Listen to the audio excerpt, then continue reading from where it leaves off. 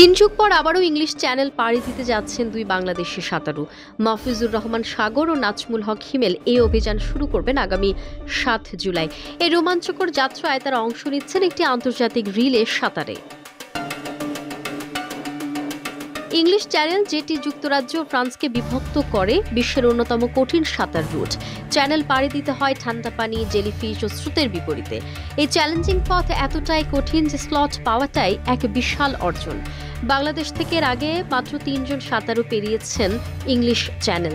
তাদের মধ্যে প্রথম ও সর্বাধিক খ্যাতিমান ব্রোজেন দাস, যিনি ৬ বার পাড়ি দিয়েছেন। এই তালিকায় এবার যোগ হতে যাচ্ছেন অলিম্পিয়ান মাহফুজুর রহমান সাগর ও চীন প্রবাসী হিমেল।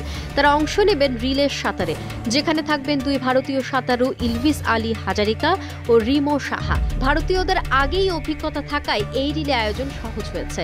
সাগর ও হিমেল ইংলিশ চ্যানেল অভিযানে যুক্তরাজ্যে পৌঁছাবেন ৭ জুলাই। সেখানে গিয়ে অন্তত ১০ দিন অনুশীলন করবেন ঠান্ডা পানিতে সাঁতারের জন্য। প্রতি সাঁতারুর খরচ প্রায় ১০ লাখ টাকা হলেও বাংলাদেশ সাঁতার ফেডারেশন দিচ্ছে সহায়তা। ইংলিশ চ্যানেল পাড়ি দিতে একজন সাঁতারুকে ৪০ থেকে ৫০ কিলোমিটার সাঁতরাতে হয়। সময়ে লাগে ১০ থেকে ১৫ ঘন্টা। স্রোত ও আবহাওয়ার উপর নির্ভর করে।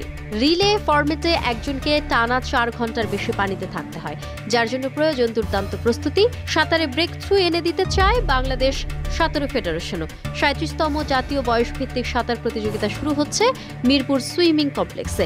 সেখানে ৮০টি দল, ৫৫০ জন সাঁতারু, ১০৪টি ইভেন্টে অংশ নিচ্ছে দেশেরা প্রতিভাবান ব্যক্তিরা। প্রথমবারের মতো শুরু হচ্ছে আন্তঃস্কুল সাঁতার প্রতিযোগিতা। ঢাকা দিয়ে শুরু হলেও পর্যায়ক্রমে বিভাগীয় পর্যায়ে বিস্তারে ঘটানো হবে। ফেডারেশনের সাধারণ সম্পাদক জানালেন, এখান থেকে খুঁজে নেওয়া হবে ভবিষ্যতের তারকা সাঁতারুদের।